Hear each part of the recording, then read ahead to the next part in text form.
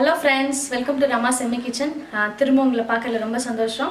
போன வீடியோல வந்து திணை வெச்சு ஒரு கஞ்சி மாதிரி செஞ்சு சூப்பரான ஒரு ரெசிபி போட்டுருக்கேன். அதோட கண்டினியூவேஷனா இப்போ வந்து அடுத்த ஒரு சிறுதானியம் சாமை வெச்சு இது ஒரு சூப்பரான ரெசிபி. நம்ம ரெகுலரான சாம்பார் சாதம் செஞ்சு சாப்பிடுவோம். இந்த மாதிரி சிறுதானியத்திலயும் நம்ம டேஸ்டா செஞ்சு சாப்பிடலாம். அதை வச்சு ஒரு சாம்பார் ரைஸ் ரொம்ப சூப்பரா இருக்கும். வீடியோ ஃபுல்லா பாருங்க. இப்போ நம்ம வீடியோக்குள்ள போலாம். வந்து சாமை அரிசியை நான் ஒரு மணி நேரமா நல்லா ஊற வச்சுட்டேன். ஊற வச்சு செஞ்சீங்கன்னா சாம்பார் சாதம் நல்லா குழவா டேஸ்டா இருக்கும்.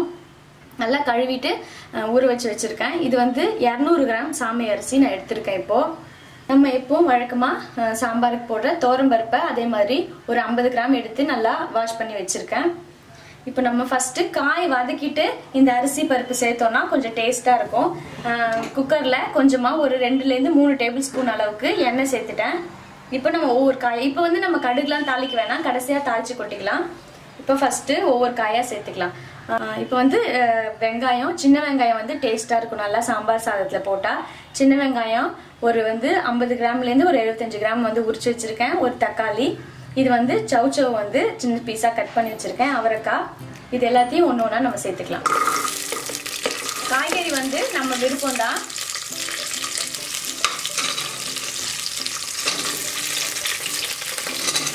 காய் எல்லாத்தையும் சேர்த்துட்டு கடைசியாக தக்காளி சேர்த்துக்கலாம். வெங்காயம், அவரைக்காய், சவுச்சவ், கத்திரிக்காய், கேரட், பீன்ஸு, விருப்பப்பட்ட எந்த காய் வேணாலும் நம்ம சேர்த்துக்கலாம். சாம்பார் சாதத்தில் எப்போ ரெகுலராக நம்ம சேர்த்துக்கிற மாதிரி. இது எல்லாத்தையும் கொஞ்சம் ஒரு 2 நிமிஷம் நல்லா வதக்கிட்டு தக்காளி சேர்த்துக்கலாம். இப்போ காய் நல்லா வதங்கிடுச்சு, நம்ம தக்காளி சேர்த்துக்கலாம். இப்போ தக்காளி நல்லா வதங்கிடுச்சு. இப்போ நம்ம தோரம்பருப்பு சேர்த்துக்கலாம்.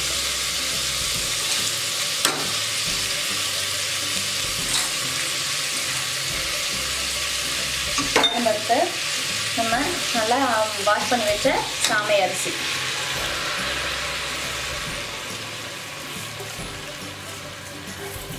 ஒரு அரை டீஸ்பூன் அளவுக்கு மஞ்சத்தூள்,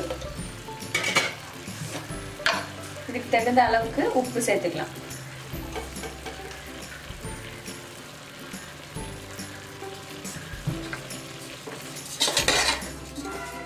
இப்போ காய்கறி, சாமை அரிசி, தோரம்பருப்பு, மஞ்சத்தூள், உப்பு எல்லாம் சேர்த்தாச்சு. இப்போ இதுக்கு தேவையான அளவுக்கு தண்ணி சேர்த்துடலாம்.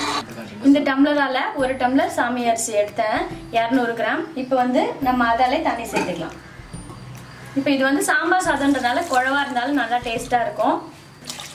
3 டம்ளர் தண்ணி சேர்த்தாச்சு. இப்போ இது எல்லாத்தையும் ஒன்றா நல்லா கலந்துட்டு நம்ம குக்கர்ல ஒரு 3 விசில் வர வரைக்கும் இதை வேக வச்சு எடுத்துக்கலாம். இப்போ வந்து நம்ம சாமை அரிசி ஒரு பக்கம் குக்கரில் வெந்துட்டு இருக்கு. அதுக்கு இப்போ வந்து நம்ம அரைச்சி ஊற்றுறதுக்கு சாமான்லாம் வறுத்துக்கலாம். சின்னதாக ஒரு வானல் வச்சுருக்கேன். ஒரே ஒரு டீஸ்பூன் அளவுக்கு தான் எண்ணெய் ஊற்றிருக்கேன். ஒரு டீஸ்பூன், 1/4 கிலோ சாமை அரிசி தான் நம்ம இப்போ செய்கிறோம். 200 கிராம் தான் எடுத்திருக்கேன். 200 கிராம் சாமை அரிசி, 50 கிராம் துவரம்பருப்பு எடுத்திருக்கேன். அதுக்கு கொஞ்சம் கொஞ்சமாக இந்த மசாலா போட்ட போதும். ஒரு டீஸ்பூன் அளவுக்கு தனியா, ஒரு டீஸ்பூன் கடலைப்பருப்பு, ஒரு டீஸ்பூன் உளுந்து, அரை டீஸ்பூன் அளவுக்கு மிளகு, அரை டீஸ்பூன் அளவுக்கு சீரகம், இது கூட 4 ல இருந்து ஒரு 5 காஞ்ச மிளகாய். இப்போ எல்லாமே நல்லா பொன்னிறமாக வறுத்து மிக்சி கப்பில் எடுத்துட்டேன். அதில் கொஞ்சமாக தேங்காய் சேர்த்துக்கிறேன். ஒரு இந்த மாதிரி பல்லாக கட் பண்ணி ஒரு 5-6 சேர்த்துருக்கேன். இதை நல்லா ஒரு பேஸ்ட் மாதிரி அரைச்சி எடுத்துக்கலாம். இப்போது சாம்பார் சாதம் வந்து குக்கரில் ரெடி ஆயிடுச்சு. இப்போ அதுக்கு நம்ம தாளித்து கொட்டிடலாம். எண்ணெய் காஞ்சிடுச்சு. ஒரு 2 டேபிள் ஸ்பூன் அளவுக்கு எண்ணெய் ஊற்றிருக்கேன். கடுகு, ஒரு 1/4 டீஸ்பூன் சீரகம், 1/4 டீஸ்பூன் வெந்தயம். வெந்தயம் தாளிச்சா நல்லா வாசனையாக இருக்கும். சின்ன வெங்காயம், கருவேப்பிலை.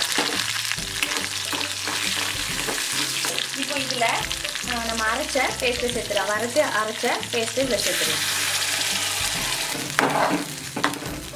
இது கூட ஒரு சின்ன கோலி குண்ட அளவு சைஸ் வந்து புளி எடுத்து கரைச்சி வச்சுருக்கேன். அதையும் நம்ம இது கூட சேர்த்துக்கலாம். இப்போ இதுக்கு தேவையான அளவுக்கு உப்பு சேர்த்துக்கலாம். இப்போ இதுக்கு தேவையான அளவுக்கு உப்பு. இந்த புளியோட பச்சை வாசனை போகிற அளவுக்கு ஒரு 2லேருந்து 3 நிமிஷம் நல்லா கொதிச்சதுக்கப்புறம் இதை நம்ம சாம்பார் சாதத்தில் சேர்த்து கலந்துட்டோன்னா நம்ம சாம்பார் சாதம் ரெடி. இப்போ நம்ம சாமை அரிசி ரெடி ஆயிடுச்சு. பாருங்கள் எவ்வளோ சூப்பராக நல்லா குழஞ்சி வெந்திருக்கு. காய்கறி பருப்பு எல்லாமே நல்லா வெந்துச்சு. இப்போது நம்ம அரைச்ச மசாலா புளி தண்ணி எல்லாம் கொதிச்சிச்சு, நல்லா கொதிச்சு பச்சை வாசனை போச்சு. இப்போ இதை நம்ம சாம்பார் ரைஸில் சேர்த்துக்கலாம்.